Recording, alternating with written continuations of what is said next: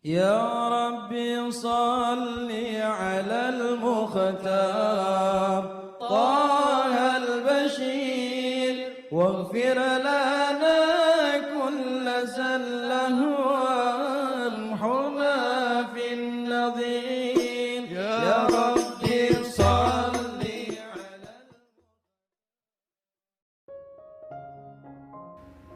Bismillahirrahmanirrahim. Alhamdulillahirabbil alamin. Allahumma shalli wa sallim ala sayyidina Muhammadin wa ala ali sayyidina Muhammadin miftahi babi rahmatillah adada ma fi ilmillah salatan wa salaman daimaini bidawami mulkillah.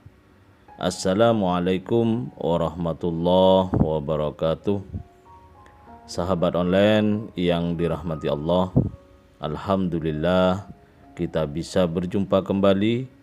Mudah-mudahan kita senantiasa diberikan kesehatan, umur panjang fi taatillah, juga senantiasa mendapatkan taufik dan hidayah dari Allah Subhanahu wa taala.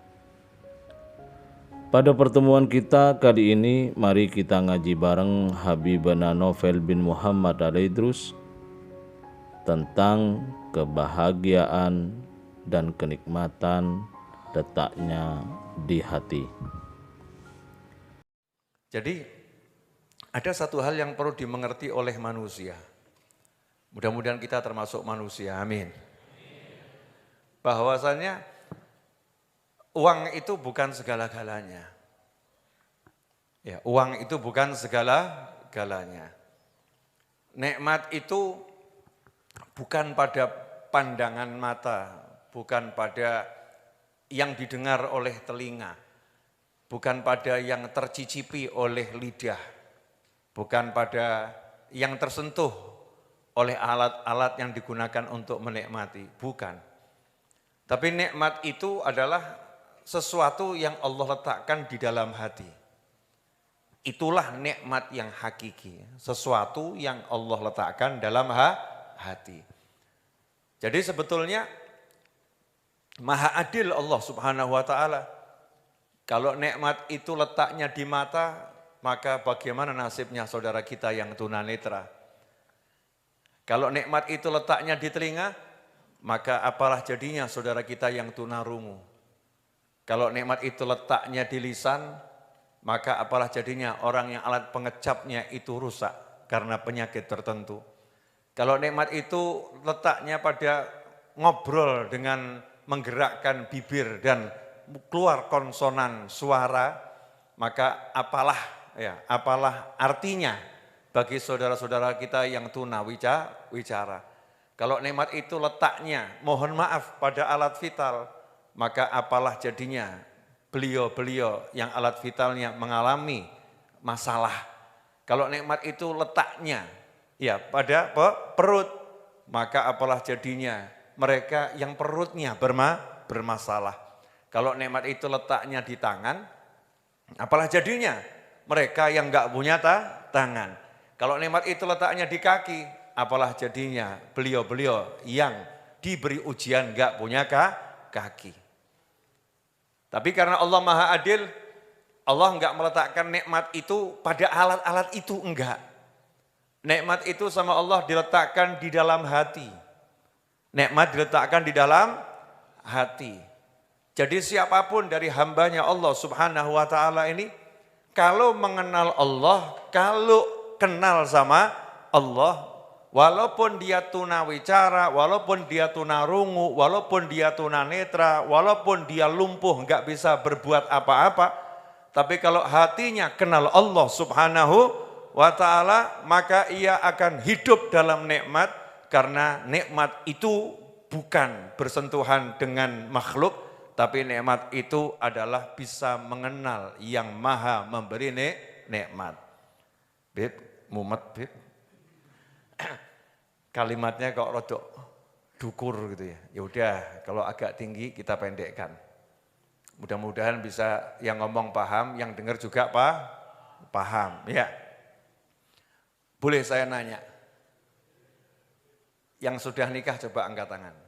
Jadi biar yang kemarin ngakunya belum ketahuan gitu. Itu saya pernah punya pengalaman tuh. Waktu saya haji, kemudian ziarah Kanjeng Nabi Muhammad SAW, dikasih Allah karunia bertemu dengan almarhum Habib Salim bin Abdullah Asyadiri rahimahullah. Nah, kemudian ketemunya di Masjid Nabawi. Setelah itu dipersilahkan main ke rumah beliau keesokan harinya. Akhirnya saya berangkat sama rombongan mahasiswa-mahasiswa yang saya kenal dan kenal saya. Naik mobilnya mahasiswa, ya namanya juga mobilnya mahasiswa. Pokoknya bisa ngelundung gitu. Ya bisa jalan, nikmat. Berangkat, di perjalanan saya itu enggak sengaja buka obrolan, namanya obrolan anak muda ya. Saya nanya, sudah nikah belum? Ada yang jawab, bentar lagi insya Allah. Satu lagi jawab, sudah. Satu lagi jawab, belum. Ngobrol nih di mobil. Sampai tujuan, ya sampai tujuan. Ya, duduk di rumah Habib Salim Asyadiri, lagi ada tamu.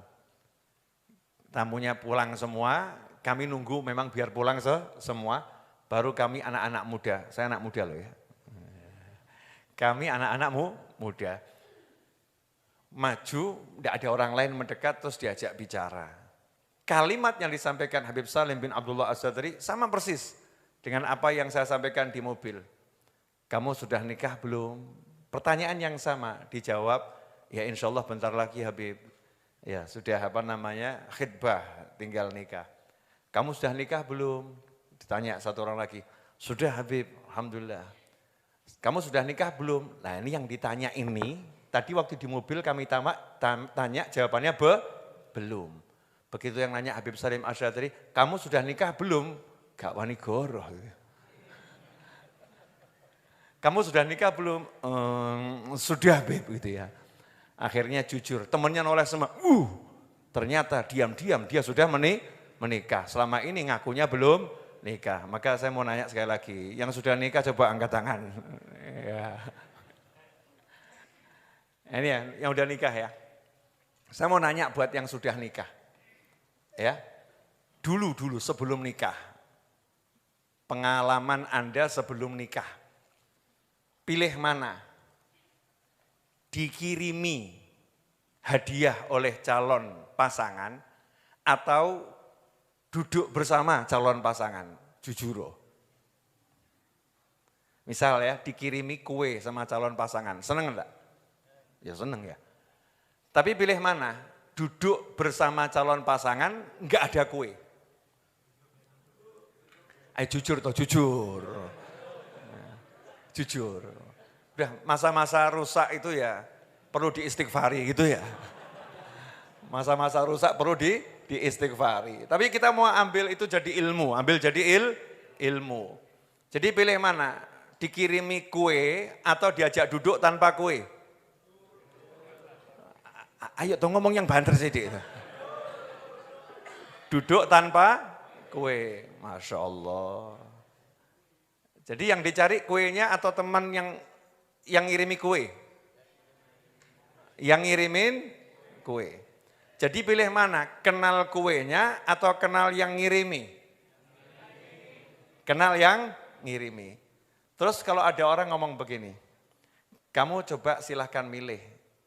Ya orang tadi ngomong, kamu dapat kuenya tapi enggak dapat aku, atau kamu dapat aku tapi enggak dapat kuenya.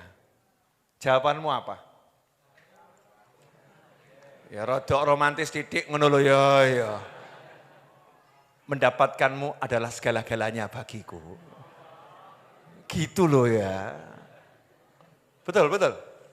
Yang teriak yang di atas, Allah itu yang di atas. Masya Allah. Mendapatkanmu adalah segala-galanya bagiku. Begitu katanya orang yang lagi jatuh cinta. Betul? Jadi duduk bersama yang dicinta, ngobrol bersama yang dicinta, itu nikmatnya mengalahkan makan pizza merek apapun. Betul kan ya? Pizza, donat, apapun tuh, durian, sama duduk sama yang dicinta ngobrol. Gimana Dik kabarnya? Enak nanti? Makanya saya nanya sama yang udah nikah, yang belum kan nggak cetol gitu ya. Belum ngerti ya, belum paham. Jadi ternyata ngobrol sama yang dicinta, itu nikmatnya luar biasa, melebihi nikmatnya makan makanan model apapun. Contohnya gini, makan durian enak atau enggak enak? Enak. Sepongge enak enggak? Kurang enak. 2 pongge lebih enak. Makan durian 1 utuh durian, enak. Kalau 10 durian utuh, muntah. Jadinya enggak enak. Betul ya? Makan sate, yang paling enak di Indonesia, 10 tusuk, enak enggak? Enak. 100 tusuk? Enggak enak. Mengerikan, betul ya? Mengerikan. Jadi semua nikmat yang dirasa dengan panca indera itu dilimit sama Allah Ta'ala. Ada limitnya. Ada limitnya. Paham enggak ini? Enggak paham enggak apa-apa lah. Enggak harus paham. Nanti kan bisa diulang-ulangi di YouTube-nya ya. Enggak paham-paham, mundur lagi. Enggak paham-paham, mundur lagi. Enggak apa-apa. Sampai suatu saat paham. Ternyata setelah 80 tahun baru paham. Masya Allah. Enggak apa-apa kan judulnya akhirnya paham. Karena paham itu Allah yang ngasih. Fafahamnaha Sulaiman.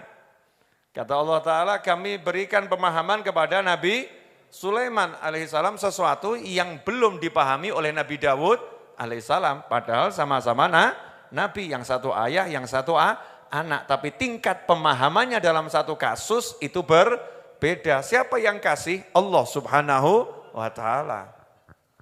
Jadi jangan paksakan dirimu paham kalau belum paham. Belajar memahami oke. Kalau belum paham, ya minta sama Allah Subhanahu wa Ta'ala. Ulangi dikit ya. Nah, coba, ini apa ini? Ini gelas. Tidak paham-paham. Ini apa? Tangan. Ini tangan. Lagi megang gelas. Ya, gelasnya isinya. Masya Allah. Air, kira-kira air jahe, judulnya wedang jahe. Wedang jahe kalau 1 gelas enak enggak? Enak. 1 jerigen?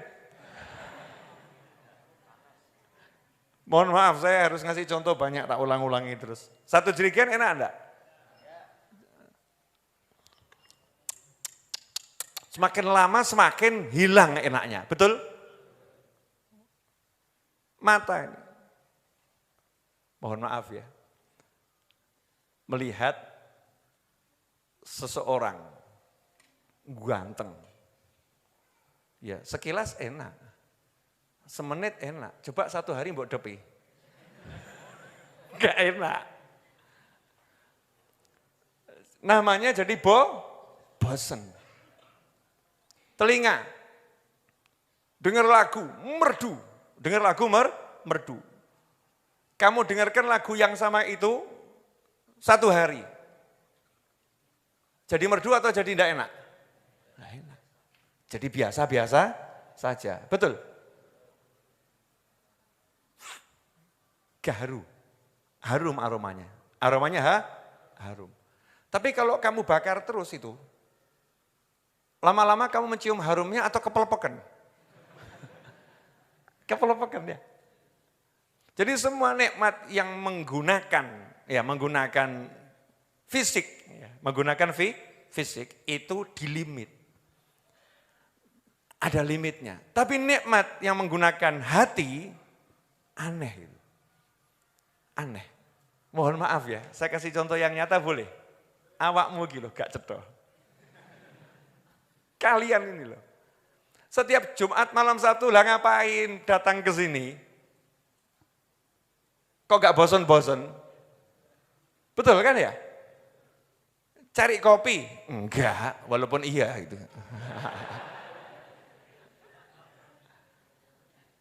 Apa?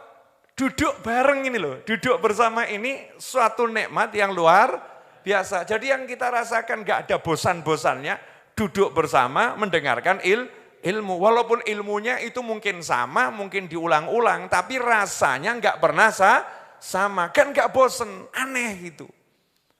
Kenapa? Karena menggunakan hati. Jadi orang ini kalau nikmatnya pakai hati, nikmatnya enggak dilimit, nikmatnya terus jalan. Ketemu Pak Yai, Habib, Ustadz, Syekh di masa mudanya. Lihat seneng, nambah tua, lihat seneng. Tambah tua lagi, udah kakek-kakek, lihat seneng. Kenapa? Karena lihat enggak pakai mata, lihatnya pakai hati. Ada cinta di situ. Ya, ada cinta di situ. Nah, kalau begitu kita paham, berarti kalau kita mau mendapatkan nikmat yang betul-betul nikmat, pakainya apa? Hati. Pakainya hati. Baru orang menggunakan hatinya untuk menikmati ya pasangan hidupnya, duduk berjam-jam itu enggak ada bosan-bosannya. Betul kan ya?